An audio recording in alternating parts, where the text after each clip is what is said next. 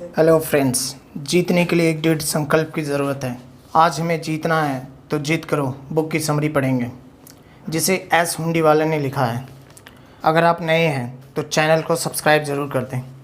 हर कोई जीतना चाहता है, सफल होना चाहता है, विजेता की तरह अपनी पहचान चाहता है, सफल व्यक्तियों की पंक्ति में अपना स्थान बनाना चाहता है। क्या सब सफल होते हैं? नहीं। जो व्यक्ति जीतता है या सफल होता है वह सबसे कुछ अलग हटकर होता है। सफल व्यक्ति में कुछ तो खास बात है कि वह सफल हो गया। भीड़ से कुछ हटकर करने की उसने ठानी, तभी वही सफल हो सका। जीत का अर्थ बच्चों की जिद जैसा नहीं, बल्कि किसी ऊंचाई को छूने और किसी सफलता को पाने के लिए किया गया संकल्प है। यह जिद ही तो थी महात्मा गांधी जी की, पंडित जवाहरलाल नेहरू की, भगत सिंह की, जिसने अंग्रेज़ों को भारत छोड़ने पर मजबूर किया। जीत तो करो, निश्चय करो, एक विचार बनाओ, मन में दृढ़ संकल्प हो, फिर देखो जीत क्यों नहीं मिलेगी। एक बार निश्चय करने के बाद रास्ते खुद निकलते हैं। कहते भी हैं जहाँ चाह वहाँ राह। मुझे एक कविता याद है कौन विघ्न ऐसा जग में, टिक सके आदमी के मग में। यदि आपने एक बार जिद कर लिया तो ऐसा कोई विघ्न नहीं, बाधा नहीं, जो आपके रास्ते में रुकावट बनकर आपको मंजिल तक पहुँचने से रोक सकता है। कहते हैं नो पेन नो गेन, बिना परेशान हुए लाभ नहीं मिलता।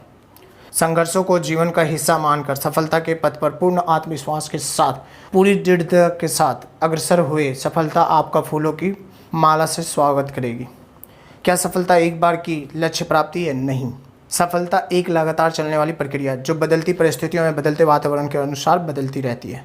ए से बी, बी से सी, सी से डी लगातार चलती रहती है। Success is a journey. सफलता क्या है? हम किसे सफल मानेंगे? कौन वास्तव में सफल है?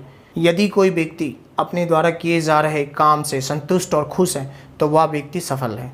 विजेता के लिए सपना देखना आवश्यक है, लेकिन सपनों को हकीकत में बदलना जीत के लिए बहुत ज़रूरी है। जीत की राह में बाधाएं हैं, जीत के रास्ते बहुत कठिन हैं, कई बार हार देखनी पड़ती है, लेकिन जिसने भी अपनी हार से सीख कर और अपनी हार को एक सबक मानकर खुद के ऊपर हावी नहीं होने दिया, अंत में सफलता उसी को मिलती है। यह कहा जाता है कि असंभव कुछ भी नहीं है।